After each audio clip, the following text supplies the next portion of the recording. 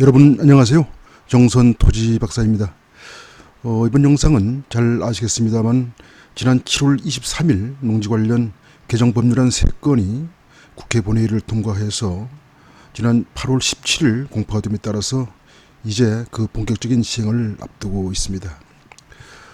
따라서 오늘은 그 중에서 시청자 여러분들께서 제일 궁금해하실 농지 투자와 관련된 농지법 개정 내용을 중심으로 자세히 알아보도록 하겠습니다. 개정 내용을 설명드리기 앞서서 지난 96년도에 농지법이 개정된 이래 수차례 개정을 거쳐서 오늘에 이르렀습니다만 이번 농지법 개정은 지난 LH 공사 사태로 불거진 투기 근절을 위한 방안이라고 합니다. 그러나 한편 생각을 해보면 이번 조치가 문제를 일으킨 대상을 넘어서 일반인들까지 농지 투자를 막아 그렇지 않아도 가뜩이나 어려운 자금의 부동산 경기가 침체가 되고 더 나아가 시장 경제를 더욱 위축시키지 않을까 우려됩니다. 특히 이로써 가장 많은 피해를 보는 사람은 다름 아닌 바로 우리 농민들이기에 마음이 무겁다는 말씀을 먼저 드립니다. 아무튼 이번에 개정된 농지법은 하위 법령 개정이 필요 없는 이를테면 벌칙 규정 등은 바로 시행이 되고 그 외의 사항은 공포 후 9개월 또는 1년이 경과한 날부터 시행하게 됩니다. 따라서 농지법 개정 내용에 대한 자세한 사항을 아시고 싶은 분들께서는 이 영상을 끝까지 시청하여 주시고 이번 기회에 내용을 잘 숙지를 하셔서 슬기롭게 대처해 주셨으면 하는 마음입니다. 이번에 개정된 농지법의 주요 내용은 첫 번째, 농지 취득 자격 사전 심사 강화, 두 번째, 농지 취득 이후 사후 관리 및 제재 강화, 세 번째, 농지 관리 행정 체계 확충 등으로 크게 나눌 수 있다 하겠습니다. 첫 번째, 농지 취득 자격 사전 심사 강화로 농지 취득 심사 과정에서 신청인의 농업 경영 계획의 실현 가능성을 면밀히 파악할 수 있도록 정보 제공 의무를 명확히 하도록 하였습니다. 이는 지금까지 농지를 취득한 후 농업 경영서를 제출하면 특별한 결격 사유가 없으면 농취증을 쉽게 발급해 주었습니다마는 이제는 그리 하지 않겠다는 의미라 해석이 됩니다. 따라서 앞으로 농지를 취득하려는 자는 농업 경영 계획서의 기본적인 인적 사항과 또 취득할 농지의 면적 등 일반적인 사항 이외에 추가로 농취증을 발급받으려는 자의 직업, 영농 경력, 영농 거리를 추가로 기재토록 하였습니다. 특히 주목할 점은 이를 증명하는 재직지명서, 또 농업경영체 등록증, 그리고 자금 조달 계획서까지 첨부토록 의무화하였습니다. 따라서 농지 취득 시 심사가 많이 까다로워졌고 또 농업경영계획서의 의무 기재사항을 기재를 하지 않거나 또는 첨부해야 할 증명서류를 제출하지 않을 경우에 농취증 발급이 제한이 되어서 소유권 이전이 불가하게 되었습니다. 두 번째, 민원 처리 기간을 연장을 해서 심의를 강화토록 하였습니다. 즉 기존 민원 처리 기간은 농업 경영 목적으로 취득 시는 4일, 또 주말 체험 영농 목적인 경우에는 이틀이 된 것을 모두 7일로 연장을 하고, 특히 농지위원회 심의 대상 농지의 경우에는 민원 처리 기간을 무려 24일로 대폭 연장해서 심의를 강화토록 하였습니다.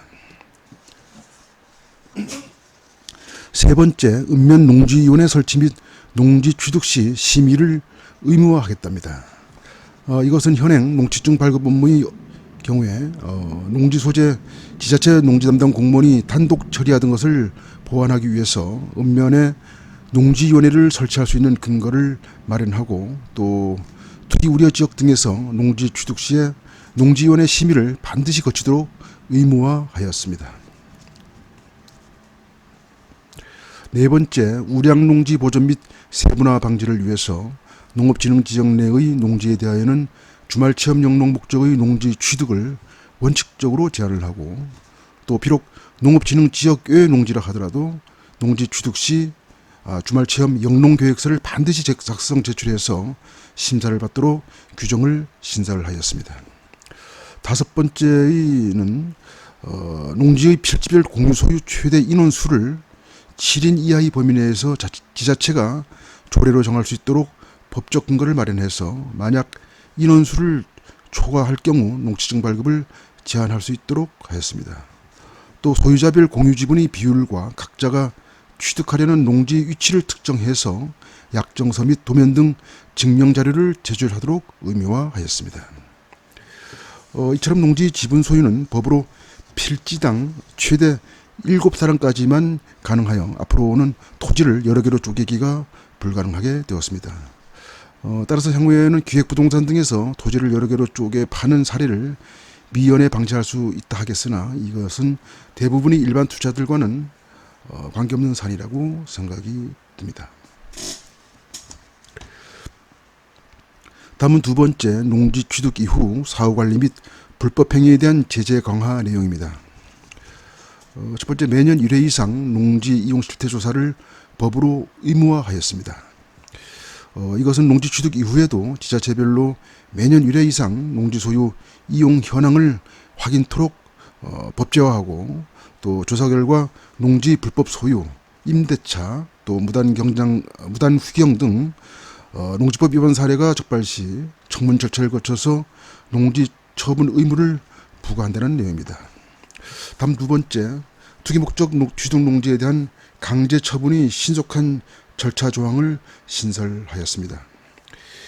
이것은 투기 목적으로 거짓이나 부정한 방법으로 농지증을 발급받은 경우에 신속한 행정처분이 되도록 1년의 처분 의무 기간 없이 즉시 행정처분을 내린다는 내용입니다. 따라서 기존에는 불가피하게 농사를 짓지 않아도 1년 동안 유예 기간을 주었지만 향후에는 위반 사례가 적발이 되면 유예 기간 없이 즉시 농지를 처분해야 합니다. 다음 세 번째로 이행 강제금을 상향 조정하였습니다. 그 내용을 보면 강제 처분의 실효성을 제고하기 위해서 이행 강제금 산출 기준과 부과 금액을 상향 조정하고 또 불법 전용 등으로 원상 회복 명령을 받은 후 회복을 하지 않을 경우에도 이행 강제금을 부과토록 개정되었습니다. 뿐만 아니라 처분 명령 미이행 시 매년 부과할 수 있는 이행 강제금의 산출 기준을 기존 공시지가에서 앞으로는 공시지가와 감정평가액 중 높은 가격으로 부과하도록 하고 또 부과 기준율도 현행 20%에서 25%로 상향 조정되어서 가격이 높은 토지일수록 이행 강제금 부담이 크게 늘어날 수밖에 없는 그런 상황이 되었습니다. 네 번째, 농지 관련 불법 행위에 대한 제재를 강화를 해서 거짓이나 그 밖의 부정한 방법으로 농지 취득 자격 증명을 발급받은 자에 대한 벌금 금액을 상향 조정하였습니다. 그런데 기존 5년 이하의 징역 또는 5천만 원 이하의 벌금이 개정농지법에서는 5년 이하의 징역 또는 해당 토지의 개별 공시가에 따른 토지 가액에 해당하는 금액 이하의 벌금을 부과할 수 있도록 하였습니다. 다음은 불법 위탁 경영, 임대차 등에 대한 벌칙이 강화가 되었습니다. 그 내용은 기존에는 1천만 원 이하 벌금이던 것을 개정법에서는 2천만 원 이하 벌금으로 상향되었습니다. 또 상속이나 인흥에 따른 농지 소유자가 정당한 사유 없이 농업 경영을 하지 않을 경우에 농지 처분 의무 부과 근거를 마련하였습니다. 그 예로는 농지를 경작하지 아니하고 불법으로 타인에게 임대 또는 농지은행 즉 한국농어촌공사에 위탁하여 임대하는 사례 등이 되겠습니다. 다음은 크게 세 번째, 농지관리 행정체계 개편 내용입니다. 주요 내용으로는 첫 번째, 현재 시행하고 있는 세대별 농지원부를 필지별 농지대장으로 개편하였습니다. 즉 농지 관련 정보를 종합적 체계적으로 관리할 수 있도록 하기 위해서 기존 세대별로 관리하던 농지원부를 필지별 농지대장으로 전면 개편하는 내용입니다. 따라서 이 자리를 빌어서 말씀드릴 사항은 농지를 소유하고 있으면서도 아직까지 농지원부를 만들지 않았거나 또는 농업격 경영체 등록을 하지 않으신 분들께서는 이번 기회에 조속히 만들면 좋겠다는 말씀을 드립니다. 이 점 참고해 주시기 바랍니다. 다음은 농지의 소유자 또는 임차인은 농지의 임대차 계약 체결, 변경, 해제 등 사유가 발생한 날부터 60일 이내에 읍면장에게 농지대장의 변경 내용을 신고토록 의무화하였습니다. 또 농지임대차 계약 신고 위반 시 과태료 부과 규정을 신설해서 예컨대 거짓 신고 시 500만 원 이하, 또 신고를 하지 않은 경우에는 300만 원 이하의 과태료를 부과토록 하였습니다.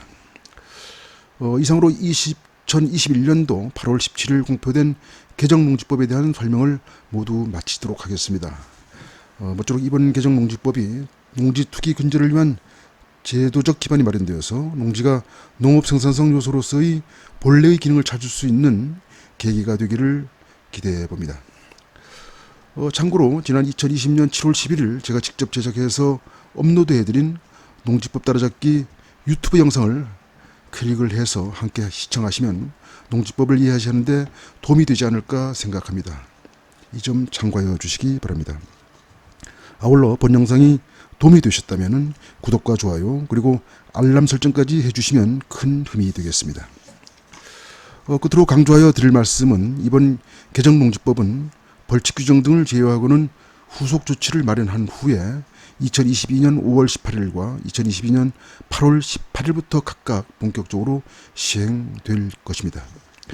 따라서 비록 위에서 설명드린 바와 같이 농지법이 강화되어서 향후 농지 매매가 어려워질 수도 있겠습니다만 토지, 즉 땅은 시간에 대한 투자임을 각별히 명심하시고 농지에 투자를 희망하시는 시청자 여러분들께서는 법 시행 이전인 금년도 하반기와 내년도 상반기를 잘 활용해 주시기를 바랍니다. 모쪼록 코로나 시국에 항상 건강하신 가운데 모두들 행복하시기를 기원드리겠습니다. 시청하여 주셔서 감사합니다.